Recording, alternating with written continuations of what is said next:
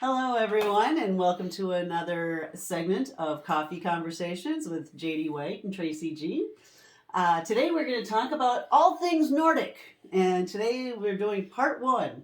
What is part one going to be about, there, JD? Well, I think we're going to start today with looking at what the difference is between the Nordic region and Scandinavia. Sometimes these two can get confused. There is some overlap, but they are actually individual regions. There you go. So, and one of the reasons I picked this Nordic information is because I love like the Vikings movies that are on Netflix right now, and the Barbarian and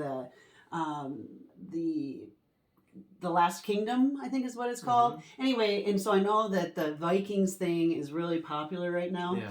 And like what their religion was. And then I just got done with your book, Song of Svain. Actually, I'm lying. I didn't finish the whole thing because I didn't want to give some stuff away if I talked to you guys. But I am 2/3 of the way done with the Song of Svain, and it is very good. I have to say, I like your writing style. Well, thank you. Like he's very detailed, you feel like you're there, and you come up with words that I'm like, oh, I forgot about that word. That was such a good description word. But yes, and I like the personalities in it, and the change in the characters. And why don't you just give us a summary of Song of Svain? It is back, why it's Nordic, so tell them Sure. all that stuff. Well, first of all, I appreciate the kind words. You flatter me, but I have to be honest, I like it too. So it must be a good book. The idea in the Song of Svain is we start out in ancient Norway. So you have a Viking chieftain in a village with his favorite son, who seems to have it all. And this son is given a slave. A slave is a young boy from Ireland. And we go from there, the two sort of discover what it is to accept one another, understanding the value of other people, even if they're not like you. And It's really kind of a challenge for Svain to understand that this young Irish boy is not just property, and he's not just something weird and different, but he's another human being. Because he speaks this language that they don't understand, Sure. and so he must be, stupid or dumb or like a weakling, or what did they call him? Well, that's what they called him in the book, was weaklings. And, this is an issue that wasn't just with the Vikings. Even today, sometimes it's possible to encounter people that have a different culture, a different language, who look different, and to see them as other or different, and not to realize that most of our differences are really only skin deep. Right. And that's something that Svain discovers. There's a whole lot of adventure, there's a whole lot of journeys, there's a whole lot of Vikings going on. Yes. But the underlying theme. And like what they believed back then, and like their gods that they worshipped, and the sacrifices and the paganism, in which I at some point, maybe in part two, we'll talk about the actual religions. This one we're just going to talk about how it's different from Scandinavia. So but yes, all of that is in there, and you talk about him like praying to that one god, and he gets that mark on his arm, and so I won't get it all the way. Yes, he has a couple experiences where he becomes a man, and he has to go into the forest too, and you don't know if he's going to live or not, and I won't tell you more about that either. But very, very good about like just learning. I mean, it is a coming of age kind of a book. Yes. I do have to say, you do not want your 10-year-old to read it, because there is some graphic stuff in there, but PG-13 I think would be fine. Yeah, well, it's a book about Vikings. It is Vikings. It is about Vikings, and they were, they go and rape and pillage and go to these other countries and just destroy things and take what they want. And it's very Viking. But it is very Viking. But something that I wanted to really do with the Song of Svain is admit and confront the violence and the pillaging and such without glorying in it. You know? So we don't really dwell on that in the book. It's not celebrated, it's acknowledged. Right. But this is something that Svain really has to confront himself. What is considered societal norm, or even a societal expectation, is that necessarily the right thing? And Svain has to confront that. And that's his friend who had the older man that was in the forest, that actually kind of opens his eyes to, you don't have to think that way. That's a dark road. Killing people, you can't get over that once you do it. And are you sure you want to go that way? Well, everyone needs an old mentor, whether it's Gandalf, or in this book, Rugvalder, or even if you're just Tim the Toolman Taylor, you got to talk to the guy across the fence. Everyone needs a mentor. Yes, exactly. Everyone needs a mentor. All the smart people have a mentor. Yes. All right, so go ahead and tell us more about the differences between Nordic and Scandinavian. Well- oh wait, before we do, where can you get your book? Because do you want me to have some on YorkProductionsLLC.com Yeah, too? I think- And then you could sign those. So if they Yeah. want a signed copy, That's right. go down below and click the link and go to YorkProductionsLLC.com and you can get a signed copy of his See? book. And then one day when I'm in Oprah, you can say, hey, I got a copy of the book back when he was no one. Yes, you do. So, yes. Yes, otherwise, So- where else is it? Well, so the Song of Svain right now is available, first of all, in North Dakota at any one of the Ferguson bookstores. So there's one in Bismarck, Grand Forks, and West Fargo.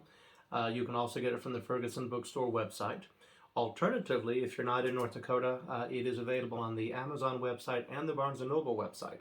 So there are a few different options. There you go. Yes. But those won't be signed by him, just so you know. Not exactly. Well, no, the Ferguson book one will. Yes, those Amazon, you won't get a signed book. Yeah. So go local. Exactly. Yes. Yes. Shop local. I agree.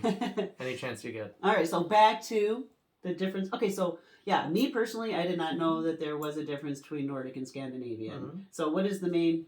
We're going to try to keep this short so you guys can, learn and then move on with your Sure. day. Well, Scandinavia refers to a region that today is divided between Norway, Sweden, and Denmark.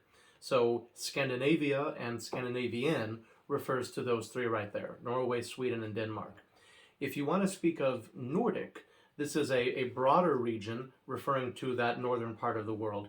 And so Nordic would encompass everything from Finland, Sweden, Norway, up to Greenland, Iceland, the Faroe Islands, Denmark, that general area. That is more Nordic. So, Nordic does encompass Scandinavian, but Scandinavian does not necessarily encompass Nordic. That's what the difference is right there. Okay. Well, I think, do we want to talk about anything else about the Finland. I just throw that little information you told me earlier about Finland. Well, Finland is always a lot of fun, and that's... Have you been to Finland? I have, yes. Okay. Yes, I spent What a is day... Finland like? Well, I spent a day in Helsinki in wintertime, and I thought it was wonderful. I went to the Luther Dome, which is very beautiful. We spent the better part of the day in coffee houses, so I may not have got to see all of it. What I did notice was quite many of the sidewalks and roads were very, very clear, even though there was snow everywhere else. And when I asked about this, my Finnish friends told me that there in the city of Helsinki, there are areas where they actually heat with electricity. They heat either the road or the sidewalk, and so that helps it from being iced and snowed. Now, I didn't independently verify that. That's what they told me, and I believed them because it looked very nice. So my time in Helsinki was pleasant. We took an overnight cruise from Stockholm to Helsinki, and then back again. That's something a lot of people do. And what do they speak there? Well, in Finland, of course, the language would be Finnish. And Finnish is kind of an outlier. It sounds very similar to a couple other languages, but it really doesn't have any other relatives. So Finnish is sometimes referred to as an island language, not because it's on an island, but because it seems to be sort of standalone by itself. Okay. There are some connections to a couple indigenous languages in Siberia. So sometimes ethnologists wonder what the connection may be there. Okay. But Finnish is sort of its own thing. And do they speak English at all? oh, sure. Okay. Oh, sure. Just about everybody in Yeah, Finland speaks sure. English. Let's get a little North Dakota, Minnesota in there. Yeah, sure, they do. Just about anyone that you run into in Finland under a certain age will speak English. Maybe not older folks, but certainly, I would say does anyone it sound under 40. Norwegian, or does it have any base No. in like the Romantic languages, like Finnish, Espanol or anything? No, or no, Finnish is really kind of its own thing. And, in Sweden and Denmark, in Sweden and Norway, you have a little bit of the sing-songy accent, and a lot of the words are very, very similar. But this is not the case in Finland. To give a real quick example, if I was in Sweden and I wanted to say I love you, I would say jag älskar dig. Jag älskar dig. However, if I was in Finland and I wanted to say I love you, it would be minä rakastan sinua. Oh wow, Which that does doesn't not sound sound similar. anything like at all. No. What's another quick example? Where are you from? For example, in Sweden, if you greeted someone and you wanted to say welcome, you would say välkommen. Mm-hmm. Välkommen is welcome. However, if you were going to say this in Finland, it would be tervetuloa. Tervetuloa does not exactly sound like welcome. Yeah, so it's a little bit different. But generally speaking, Nordic culture and history encompasses Finland, although Finland is not strictly Scandinavia. There you go. And that's all we're going to tell you for now. So if you want to see part 2, come back next time. Later. Hej då! Yes. What did you say? Hej då, that's goodbye Hej då. in Swedish.